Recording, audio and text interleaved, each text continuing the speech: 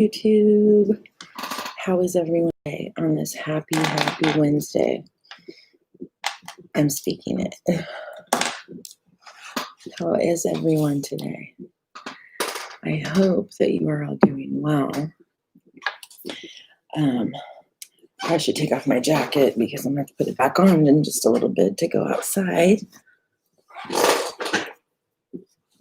Okay, so I named today's live Condone a Victim Mentality ? Okay, so what do I mean by that? So I told you guys that an assignment at our school is that all of the staff, along with the parents, because we're all on a reading list together, read 13 things mentally strong parents don't do. And my frustration, which I told you, was the negative. I don't like the negative because we're sitting there going, ooh, what is it? What is it that we don't do? And do I do any of those things? And, that's just, to me, not the right image. And because now I'm in a position where I'm working on brain training with kids, because this year, well, because of what happened in 2020 and it's going on into this next year, at our school, we're fortunate that it is private and we were able to get a waiver, and lots of life has changed at school, but the beauty is that we get to be with our kids, and that's just amazing. So what I'm noticing is not just parents, but because I spend my whole day with teachers, is teachers that get frustrated with the students that they have to deal with behaviors every single day. And I always equate it back to adults. What I always imagine, what is, if that child were to stop right now and automatically be an adult with that same behavior, how would we as other adults treat that child? And, just watching kind of the way adults do, and everyone has their own style. And I work with a teacher that's been teaching for 40 years, and she's amazing. That being said, she's very old school.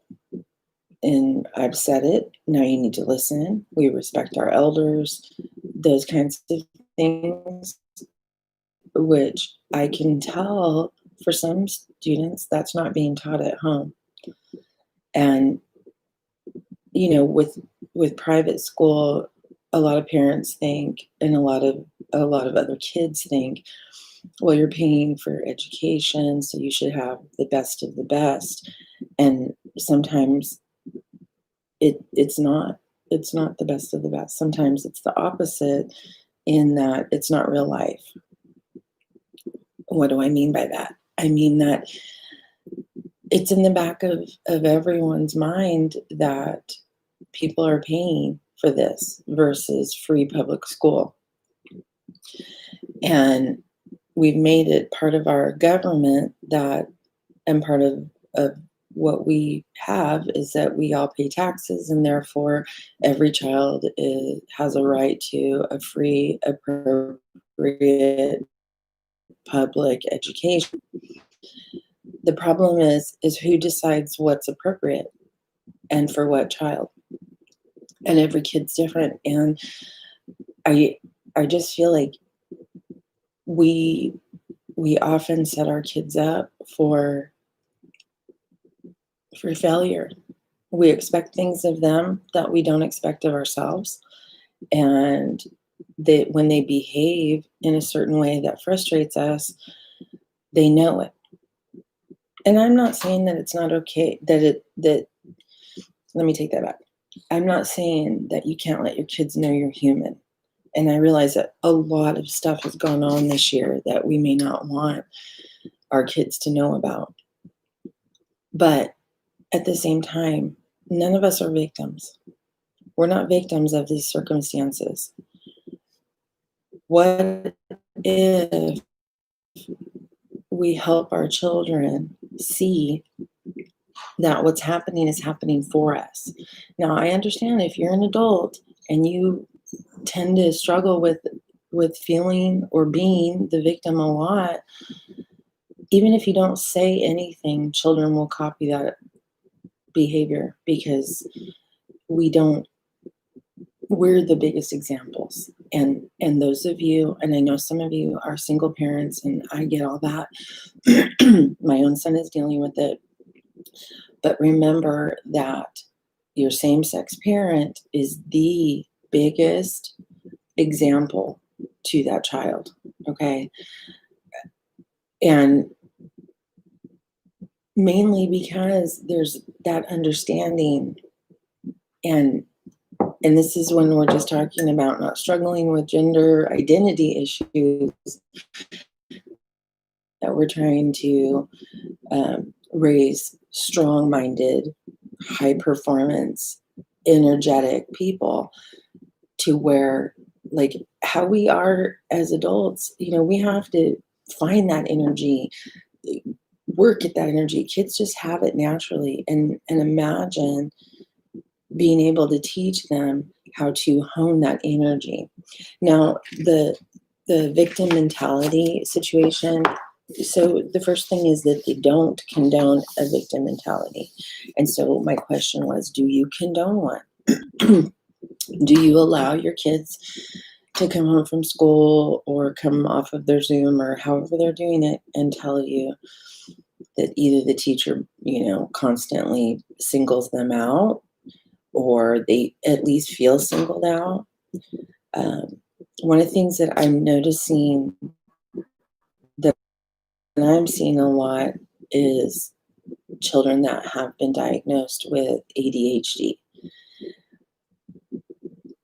I have a problem with this, and that is because I don't think that ADHD is some kind of disorder or anything. I think it's a superpower, honestly. Do you have to learn some things to cope? Yeah, but having that hyperactivity portion of it, if that's what your age stands for. Now, I've seen kids with ADHD that have the hypoactivity, and to be highly distracted and to not have energy, that's a tough one. But the hyperactivity, they're energizer bunnies. And if any of us had that growing up, and I'm talking about the older generation, I'm a grandma here, so in my generation growing up, oh, that kid's just hyper. Or we heard diagnosis like hyperkinesis, and those kids were medicated, and it was like sad. But those kids were also often gifted, and if they were medicated, a lot of times they were a prison inside their own bodies. Because what happens when you medicate a child that has that kind, I mean, especially with a stimulant, and I know medications have come a long way, but as a rule of thumb, I don't think kids need medication. I think kids need understanding, and they need high energy people to work with them. It's that simple. They're not victims if they've been given that any sort of label. And I hate to label people, but sometimes they're helpful to say, oh, I'm here, I'm there, especially now. And I don't know about other states, but California has become a self-determination state. And what that means is you determine your disability, basically, or if you have one.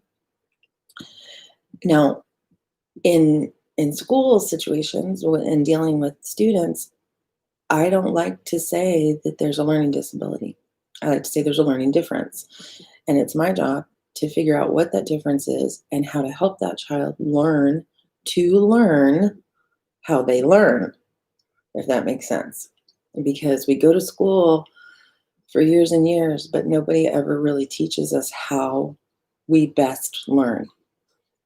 They know that there's about 4 ways to deliver education to a classroom of 30 students. But even in our private school, we have pretty big classes, I think, especially when you're getting into the lower grades. And that's the grades that are really being affected because those formative years, if you if you're a 5 or 6 year old sitting at home looking at a device, it's very unlikely that you're going to learn to read.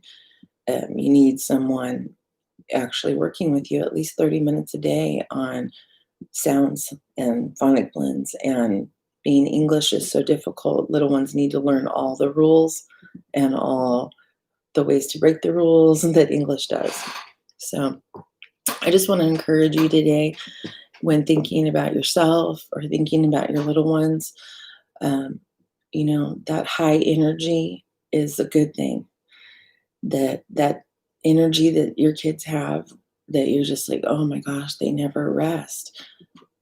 That's a good thing. You know, uh, keep them busy. Let them get all that energy out. And if you have, and most little boys, even if that doesn't end up being their actual learning style later, but little boys for sure, and a lot of little girls too. And so it really works when kids are little. They're very bodily kinesthetic. That's why kids put everything in their mouth. They feel and they touch by their environment.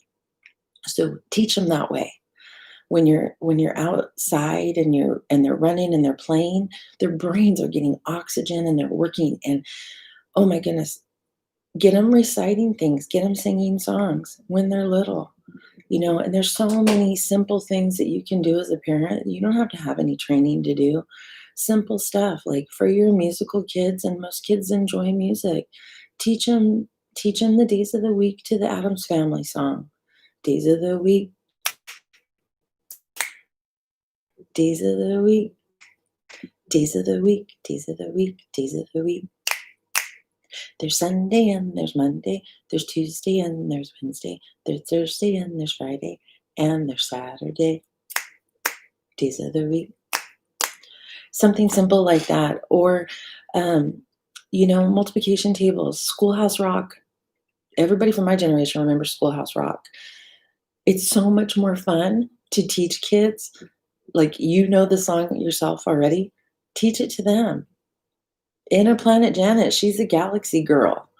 We the People, the Bill of Rights. I learned all this stuff from Schoolhouse Rock, and I tend to be very visual and musical, and I can tell just in my class of different learners.